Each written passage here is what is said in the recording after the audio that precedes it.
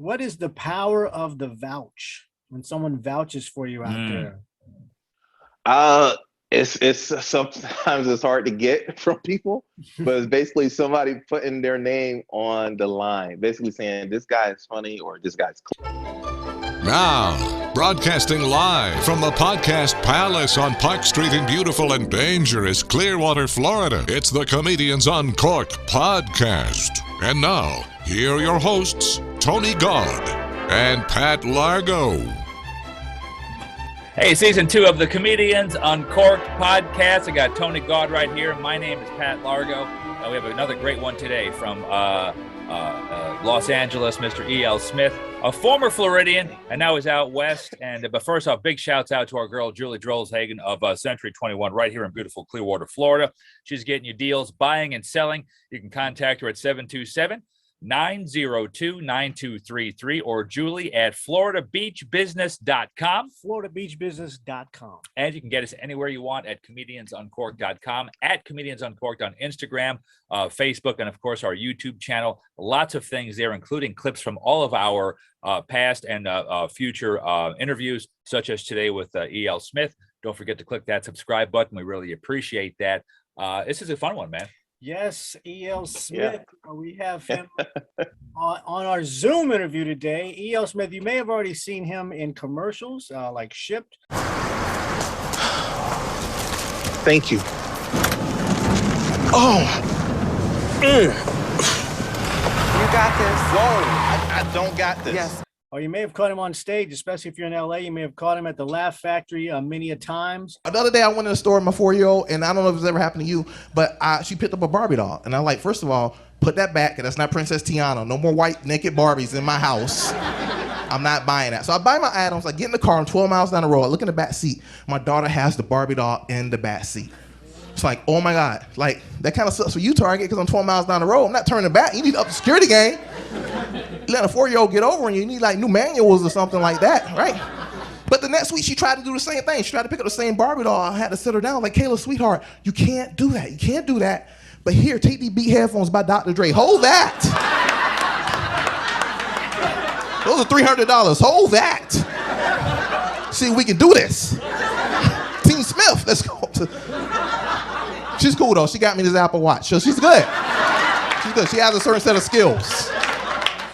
Welcome to the show, E.L. How's it going, man? Woo! All right. What's going on, man? I'm still in it. You are still in it. My first question though is, where's your hair, man? Oh man, I had a couple of job things. Like I had an audition and I took it out one time and it was like that. And I was like, there's no way they're gonna go for that. So I just went ahead and just cut it. But during the pandemic, everybody was I wasn't getting a haircut.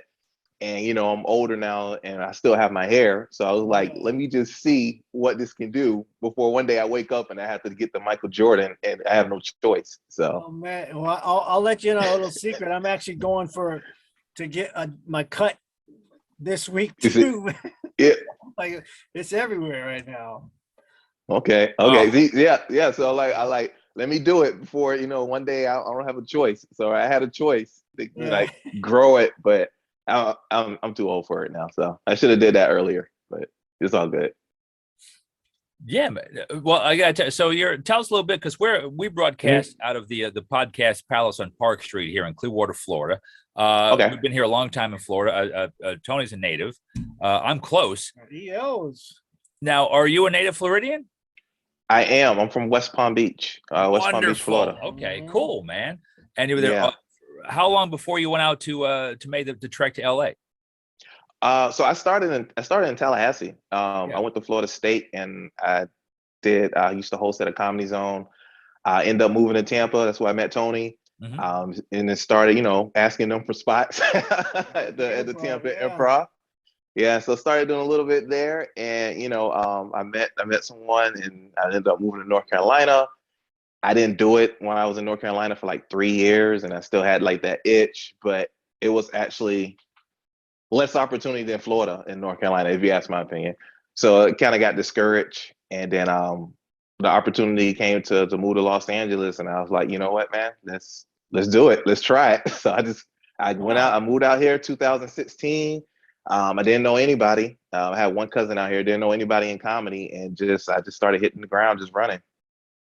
So where did you start out? Where did you go first? Like when you went out to LA, did you go to like a small room or just try to fill out the scene? I filled out the scene. I did a couple of open mics, but I knew a booker from a festival I did before who actually vouched for me at the Ice House in Pasadena. Oh wow! And so the booker saw it. I didn't even know what he looks like. He was in the audience because he asked, "Can you do like 10 minutes clean?" And I was like, "Of course." And he saw it, and ever since then he started booking me at the Ice House, and then they let you record a video. So I just started sending that video out and just started hanging out at the store. They have an open mic there on Mondays where they only pick 16 people, and maybe like 150 people come and sign a piece of paper like every Monday. So and after a year, I started getting on the mic thing, and then kind of like the pandemic happened, so that kind of been shut down. But an opportunity came at the Laugh Factory when the pandemic was happening. They were doing this YouTube thing where they would like film comedians, and no one was in the audience, and they wanted to do like 20 minutes. And a lot of their regular guys that they booked didn't want to do that. Feel that they didn't feel like, but I was like, I'll do it. So I don't care. I'll do it. It was just like an empty room. It was an empty room, and they put it on YouTube, but you're telling jokes to an empty room for like 20 minutes, like nothing. So, but it's like open mic. Yeah, basically. So I did that. I met a couple of people, started hanging out. And this is a cool story. One time I was hanging out there, and something happened. Well, somebody left but didn't show up. And like the assistant manager came up to me, and she was like, you want to go on and close out the show on a Friday? It was a Friday night. And like after Dane Cook, and like, do you want to do 20? Can you do 20 minutes? And I was like, yeah, of course. So I went up there, and that show was great. It was amazing. It was a packed house, and they saw it. And then ever since then, sometimes they put me on stuff. I'll put it like that. So yeah. So Dane Cook opened for you. If you want to say that, I will say that, EL. So now, like, now, are you a regular at a few rooms, or do you have different rooms that you get into on a regular basis? I could probably get on a couple of local shows here and there. I regularly do things kind of like at the Laugh Factory, but as another club here called Ha Ha that I kind of do things for too. Hollywood Improv, still trying to work my way in, and Comedy Store trying to as well. But it's a couple of rooms. It's always a lot of places. People put on their own shows and stuff like that. So yeah. Tell Jack Asadorian at a Ha Ha that we say hi. Oh, Jack! Oh yeah, I'll let him know. That's our guy out there. Him, I don't know if his parents still own it, or he took it over. But it's a whole West Hollywood feel out there. Yeah, it's all of them. It's his mom and it's him. I think his mom and him. He does like the bookings and stuff for it. Yeah, so no, it's a cool spot. Dude, I mean, during the pandemic, he was like bartending, getting tickets, comedy, running. I mean, he was wearing every hat. So I'm like, damn, that's a guy who wants to keep that in the family and just keep that business going. It was pretty cool to see.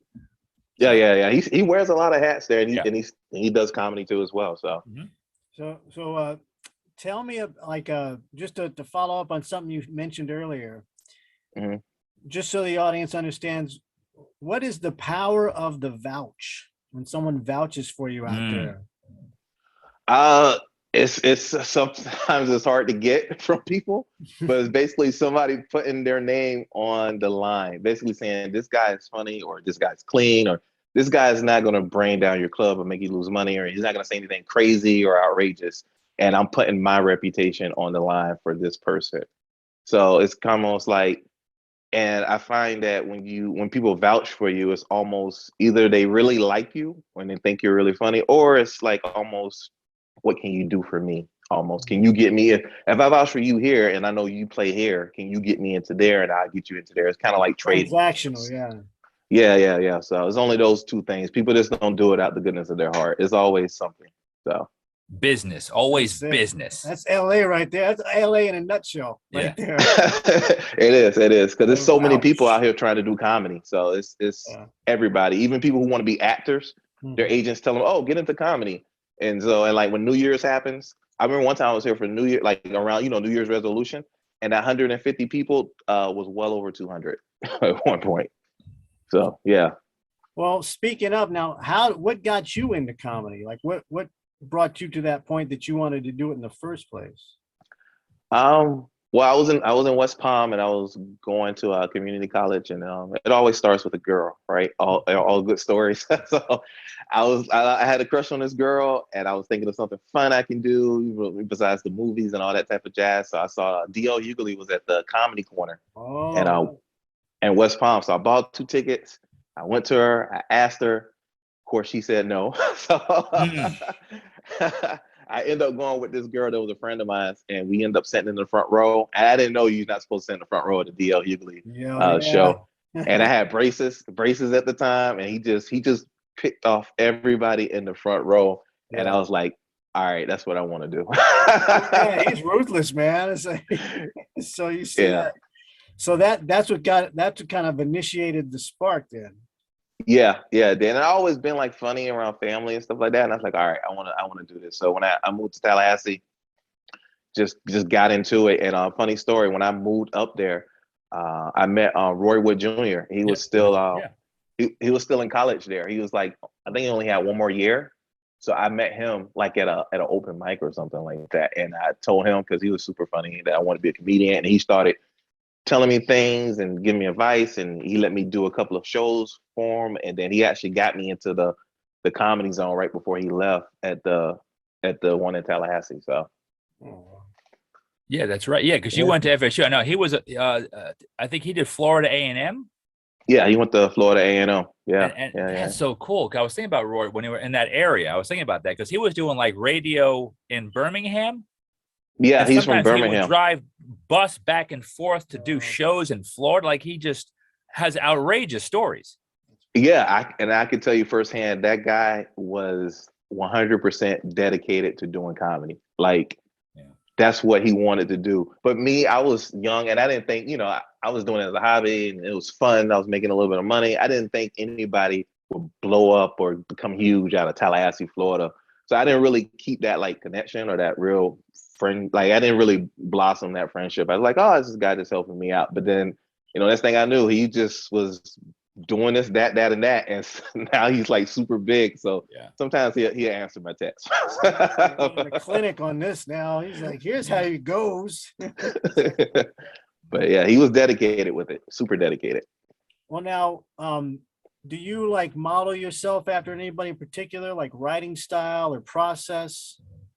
No, I look at everyone, even like everyone that's successful, even people that I may not think is funny, just to see like what do people like about this person. Yeah. And then it's of course there's a lot of people that I personally like their style and I like their jokes because it's almost smart humor, like Bill Burr, Daniel Tosh, Chappelle, old school stuff, Kevin Hart, Patrice. And so I watch those things over and over again, but I try to like just have my own style. I'll just be myself, honestly. I don't you got your try own to flavor, it's like you really do have a, your own little distinct flavor, your own persona going. Yeah, you got to. And you talk a lot about your family and the kids and stuff. Now, I do. How do they feel about that? My youngest daughter, that's the one I used to have the most jokes about. And one time I remember I was at some event, it was like clean. And so she was in the audience and I started telling this joke about her and she got up and she started running. She ran out the place because she was crying because I was mentioning her name, but she's cool with it now. She's cool with it now. I always try to stay more on the clean side just because it's just more opportunity and just doors just open up quicker and stuff like that. It's like I just recently, I was just in Florida. I just did Lane University, right there in Boca Raton. So yeah. So so I just try to stay more on the cleaner side. So so you're not doing chocolate sundaes. I did chocolate Hollywood, sundaes. You better get on it, man. I did chocolate sundaes. I did it twice. You do it? It was good. Yeah, it was good. The last time was okay. Yeah. It was good. So I gotta hit them up to see how can I get into their rotation. But Chocolate Sundaes, believe it or not, it's a really good show. It's not as crazy because I know you're from Florida, so you remember like Apollo nights and some of those places. Yeah. So that's like a legendary night out there now. Oh, it always stay packed because they as long as you reserve, the tickets are free, and it's like a 2-drink minimum. You can get 2, so it's always packed every Sunday. Well, can you tell the audience that don't know what we're talking about what chocolate sundae is? So it's like it's supposed to be urban, but I won't even call it urban anymore because the crowd is so mixed. But it's a show at Sundays at the Laugh Factory. It's started by this guy named Pookie, and of course everybody. Of course, it was started by somebody named Pookie, but it wouldn't be chocolate Sundays if it wasn't. This day in history. Yeah, I know. Yeah. But it's not going to be Alistair. You know, it's going to be Pookie or Ray Ray. Yeah. But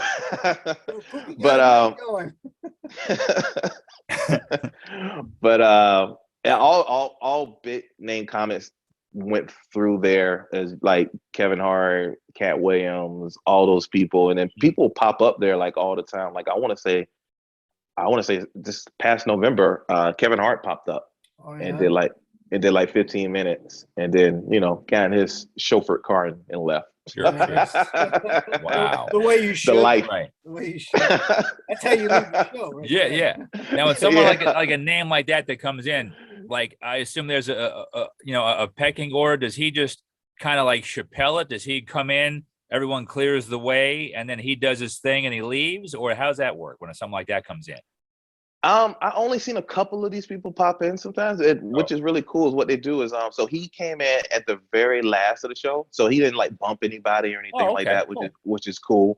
And if it's Kevin Hart, people are going to stay. So he did like 15 minutes. People stayed, and it was funny. And the other like the month before that, I saw Dave Chappelle, and he came to the store, and he went on after everybody went on, so he didn't bump anybody.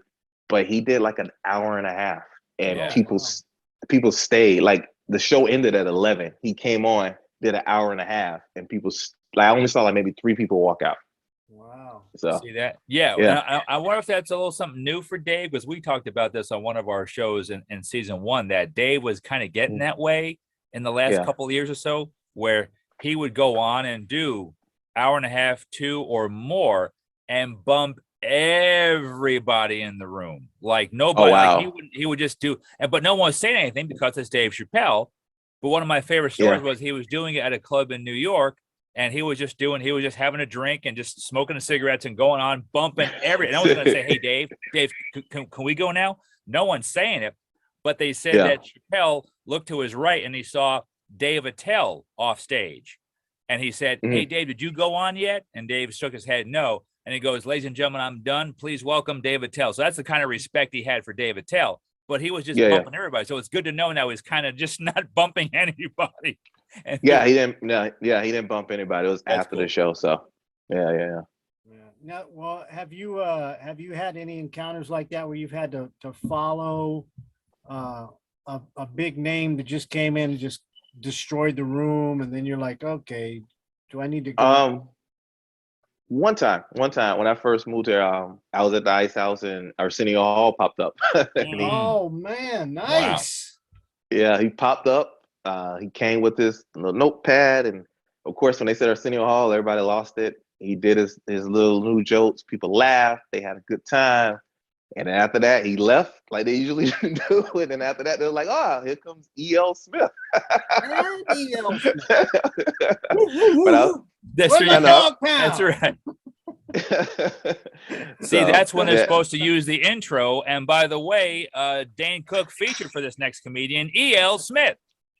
It was way before that Dane Cook incident. But the Ice House is a really good club, so it went good. It wasn't bad. So no. But yeah, that happened before. Now, you didn't really plan on becoming a comedian initially. Now, what about the acting? Because now you're doing commercials. Like you did a national spot for Shipped. What was that experience like, and what's going on with that? So I was at a comedy club right outside of L.A., Ventura Comedy Club. And I did a show, and this lady was in the audience, and she was a commercial agent, and she just approached me afterwards, and she's like, "Yeah, you want to do acting?" And I'm like, "Of course," because anything to make money in LA and to stay out here. So I started doing that. She just started sending me on auditions, and I've been on so many, but I booked the ship one, which was pretty cool. That was an all-day thing. And I recently just booked one for Johnsonville Sausage that I got to go do tomorrow. Oh, Nice. nice. Okay. Congrats, man. Yeah. So I'm excited about that. So that one, and then I got some more auditions in the work. I just did one for a TV show that's going to be on Amazon. That's all I can say about it. So hopefully I get. I've done a hopefully few I of those. get I it. can't talk about it really, man. Yeah, I don't want to get in Great trouble. audition. But I can't say nothing. Man. hopefully I get it. So if I get it, No, then good luck. Now, being in I LA definitely. and being approached by a lady asking if you want to act, did at any given time did you think might be porn? Red flag. Pays well. Yeah, she looked pretty legit. Her car was pretty legit. So Okay. it The all card looks legit. yeah, it all The old worked out. card trick. She has It all a worked out. website. So now you're getting more into the acting then? Are you like taking other measures as far as like studying or doing workshops or anything like that? No, I mean I took one acting class, but I'll be honest with you. If you've been on stage, like you guys, if you've been on stage and you talk with people, I mean you can act. It's just pretending and just tapping into whatever they want you to tap into. So I don't think it's that hard. Yeah. Like I said, I just took one acting class. It's to like say I took an acting class. But if you're a comedian, you can act. Yeah. Yeah, I mean you're basically doing that. You're doing a performance every night. So you've written the script.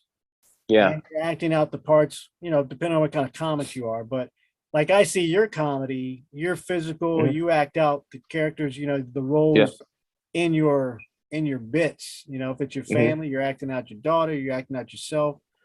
So you find it, so you're fairly comfortable with acting, then you feel comfortable with it. Oh, yeah, too. And also, if you did comedy, you can't be like uncomfortable doing anything in front of people. Like, especially if this is what you want to do, it's like just do it. It's not gonna hurt you, so it's not gonna like harm you. It's no like physical pain, so just do it. And then once they put that dollar amount in front of you, you be like, I figure it out.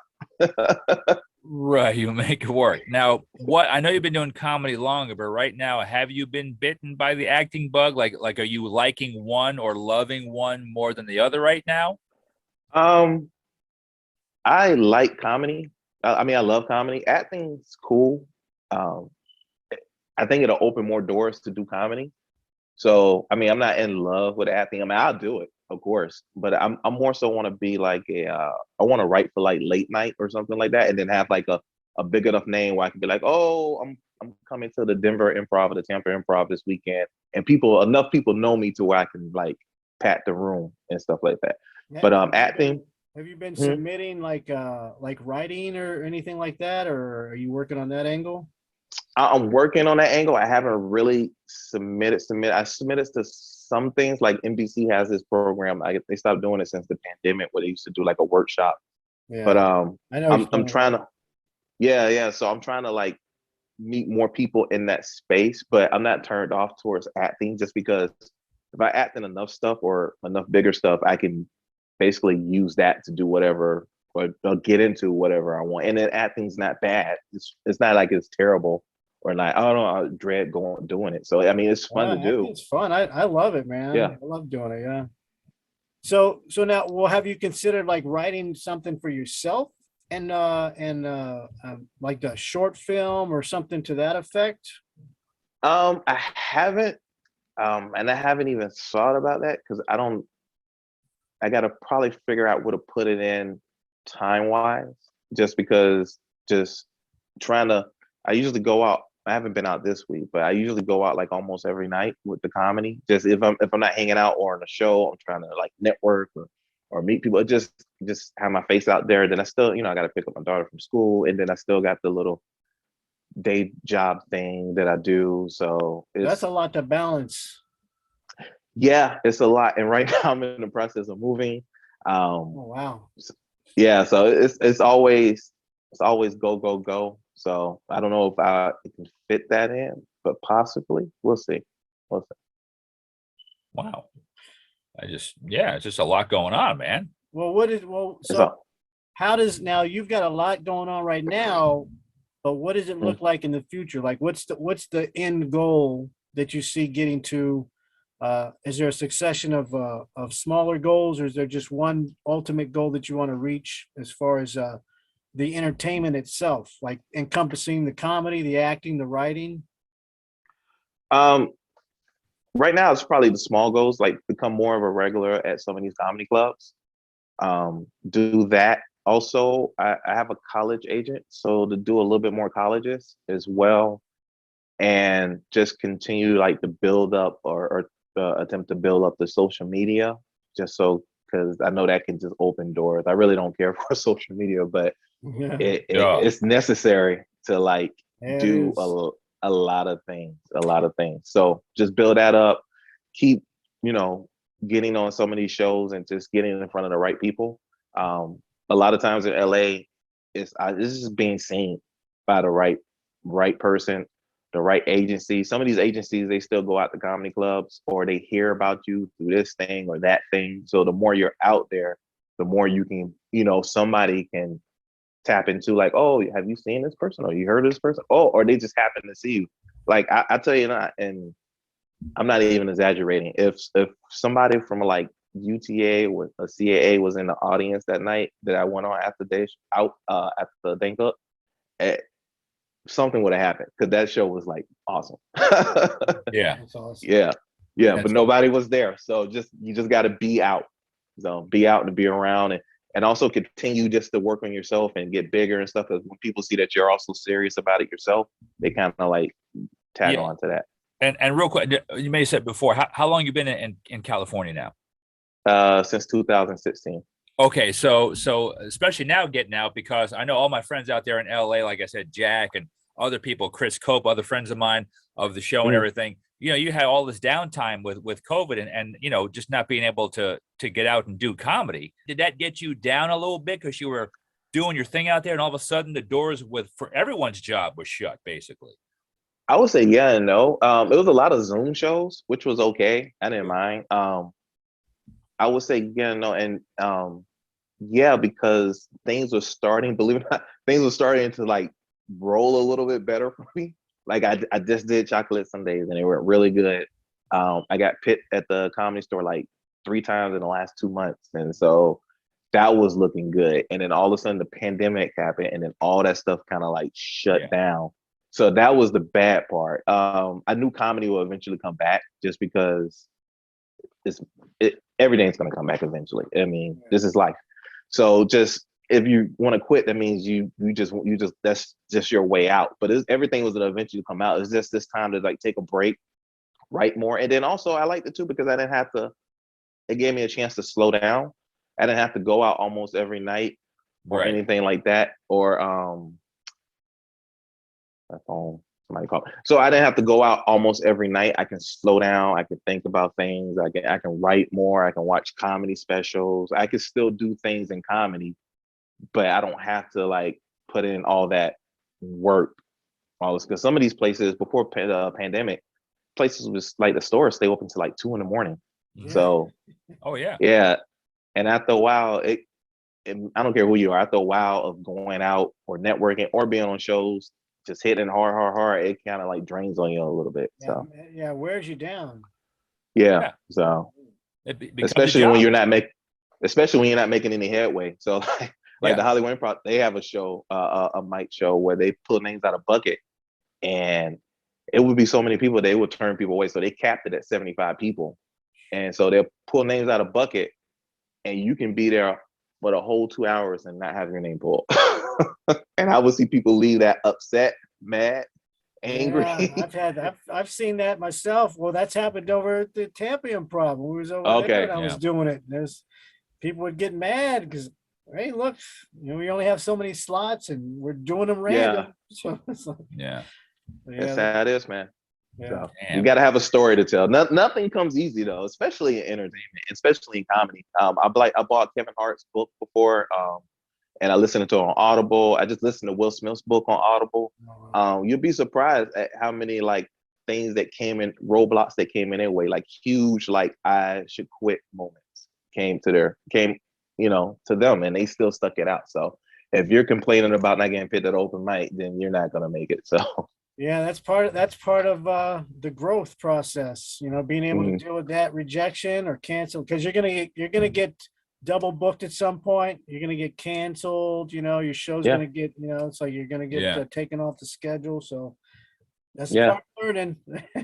That's it. I just lost that as a feature at a place in Florida here a couple weeks ago. The guy emails me like the week of the show. He goes, "Hey man, my bad. I forgot that the guy that you're opening for, he's bringing his own feature." And I said, "Well, oh Jesus." Oh wow, okay. I mean, it wasn't. I had some other shows coming up and some headlining gigs, but I'm like, oh damn. But I don't know, man. But like you said though, it's good to be strong in the head. I've been doing this for a long time. I was in, you know, different entertainment for years, but it's still tough for me.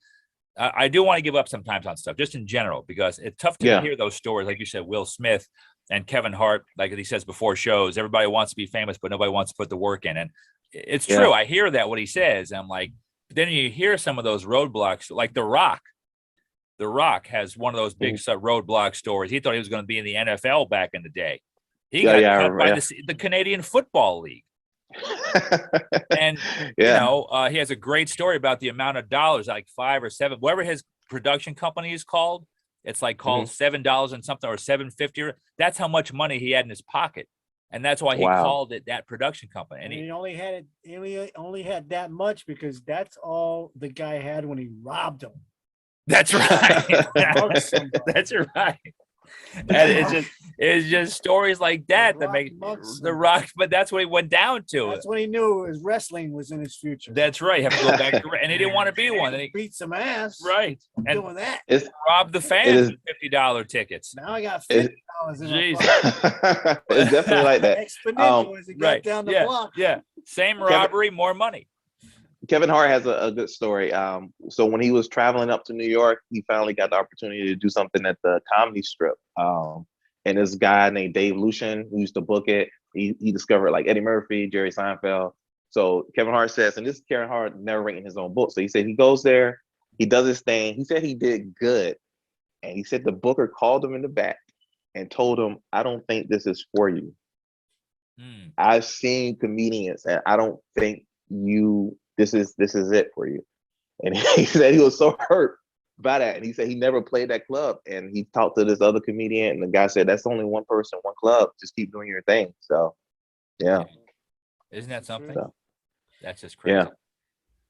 So. Man, well, E.L. Smith, listen, thanks for taking time out. I know you're a few hours behind us there in L.A. And real quick, how can people get a hold of you, social media-wise, website-wise? E.L. Smith Comedy. So if you type in E.L. Smith Comedy, it's on my shirt here, E.L. Smith Comedy. Yeah. Everything will pop up. Social media, I'm mostly on Instagram at all the social medias, but E.L. Smith Comedy and website, all that cool stuff will pop up. So. Well, let me ask you this. Where are you at next? Oh man, where am I at next? I have this commercial tomorrow. Other than that, I'm in the process of moving, so I haven't really hit anything hard yet. But probably next month, I'll probably be doing some things. I know I'm at Haha in February, and I'll probably line up some more things, and we'll just go from there, man. One day at a time. Awesome, man. Awesome. Cool. E.L. Smith in L.A. We really appreciate it, man. The best of luck to you. And as more things pop down the rest of this year, we'll hope to get you back on the Comedians Uncorked podcast. All right? Okay. All right. Sounds like a plan, guys. Thanks for having me, man. Tony, it's good to see you again, man. Good seeing you, man. Thanks so much. Yes, definitely. All right. Hey, brother. And we hope you enjoyed that great interview with E.L. Smith from L.A. So for Tony Gaud, my name is Pat Largo. Thank you for catching again Comedians Uncorked podcast on Spotify, all the platforms, our YouTube channel. Check it out for the clips of the show and these interviews and way more. And, of course, hit that subscribe button. You get us at Comedians Uncorked, the Facebook page, and comediansuncorked.com. Thank you again, Julie Drolshagen of FloridaBeachBusiness.com. Get her for your real estate needs, Century 21 at 727-902-9233. Again, for Tony Gaud, my name is Pat Largo. Laugh, you deserve it. We'll talk at you next time on the Comedians Uncorked podcast.